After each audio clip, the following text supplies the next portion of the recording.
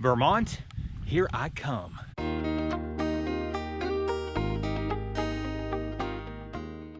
Good morning, everybody.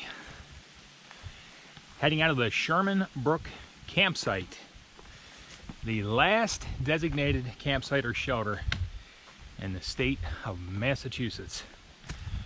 Vermont border is just ahead of me, just a little over a mile.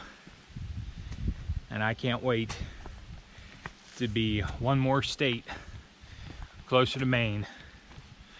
So excited here this morning. And right after the Vermont border, I will have another milestone to look forward to. Great night of sleep last evening. The nighttime temps in the region have been dipping down to probably around 60, making for some great sleeping weather. Almost didn't want to crawl out of my bag this morning. Had such a good night's sleep. But you gotta get up and make the donuts. Wait a minute, did somebody say donuts?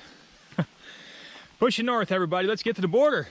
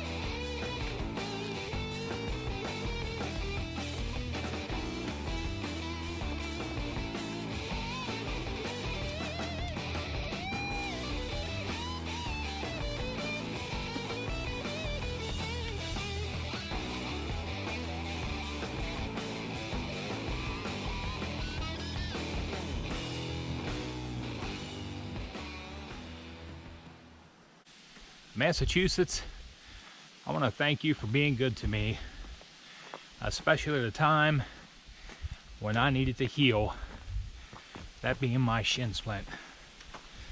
You know, a good buddy of mine, Frozen, told me, he says, when you get to Vermont, you better be 100%. I'm just about there. Shin splint is almost completely healed, just a little tender. But Massachusetts, I needed the break.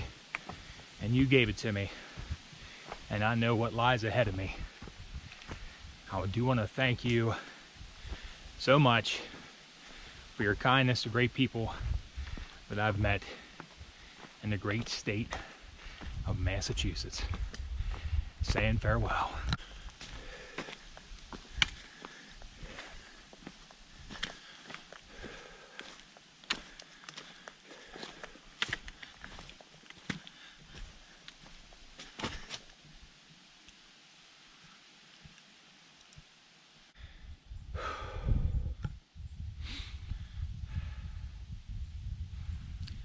Welcome to Vermont, everybody.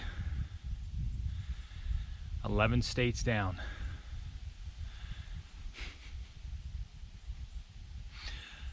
I really can't believe that I'm here. What a crazy journey this has been. What a rewarding journey this has been so far.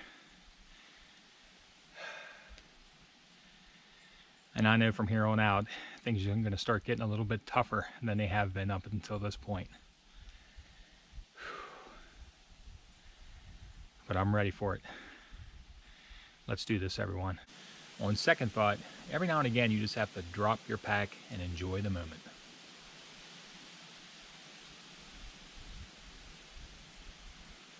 Thank you, Tori and Doug.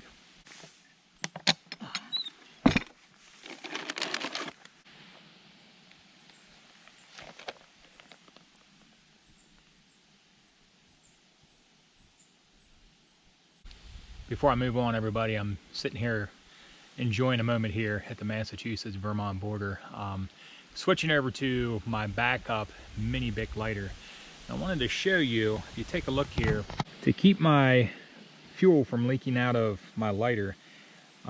This is a lighter I've had with me the entire journey so far, so just now I'm switching over to my backup lighter. But you'll notice I put a little mini zip tie on this lighter that goes right underneath the button that releases the fuel. And the reason I did that is in all the packing and unpacking and all the pressure inside your pack, I wanted to make sure that that button did not accidentally get pushed and all my fuel would leak out of that lighter. So I'm going to go ahead and take my little Swiss Army knife and cut that off and put this one in the service and continue enjoying my fine cigar. Just a little tip there I wanted to share with everybody.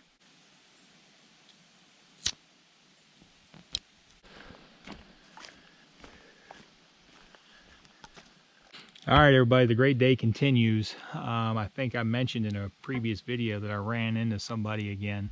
You remember this guy, don't you? 5-0 is in the mix once again. How you feeling, brother? Good. What's up, everybody? And we just both stumbled.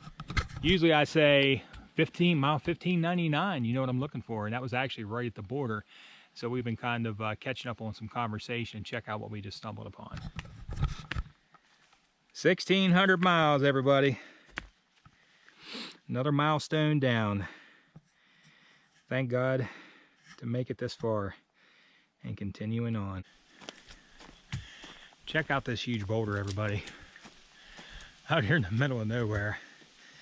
And 5-0 and I were just discussing, if there's a big rock out in the middle of the woods and the AT, well, never mind, the AT usually goes right by it. But what's strange here is I'm surprised that they haven't figured out a way to make the trail go straight over top of it.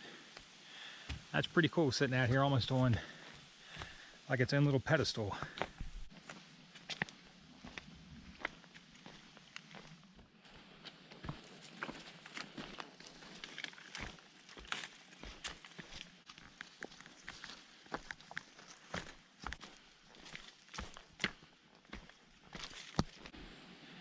That's going to be one of the craziest sights you've ever seen on a trail. I noticed this posted on, still on the AT 2020 Facebook page the other day. Check this out.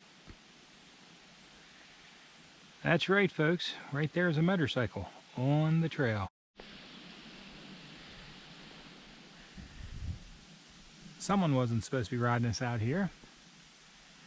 Even has a helmet still hanging there.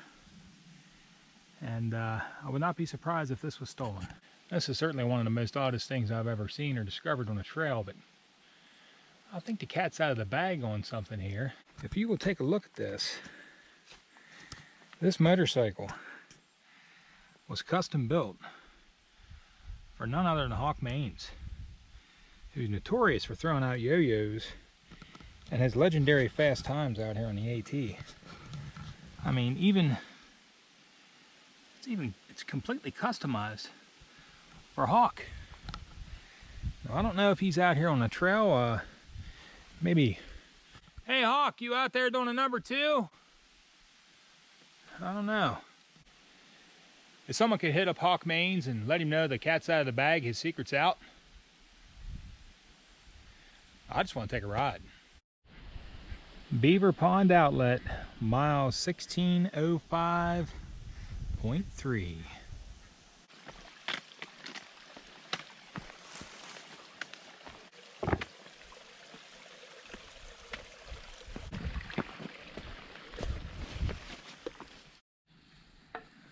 Mile 1608.3, everyone.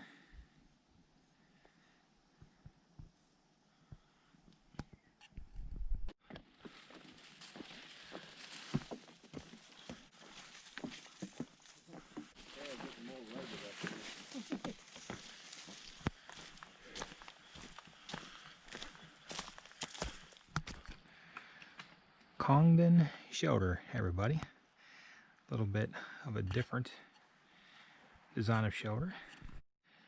Looks like it has a double bunk system with upper and lower level with a table in the center.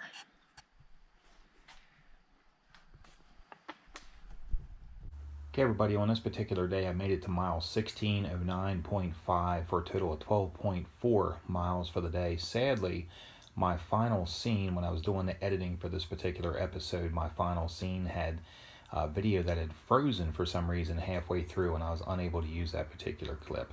So I definitely enjoyed my extended break with a fine cigar there at the Massachusetts-Vermont border, and some time catching up with 5-0 on the trail. It was good to spend some time hiking with him once again. So I'm hoping that this problem doesn't persist in the future with frozen video, and I appreciate everybody's understanding. Thank you so much for watching Wild on a Trail. Take care, everyone.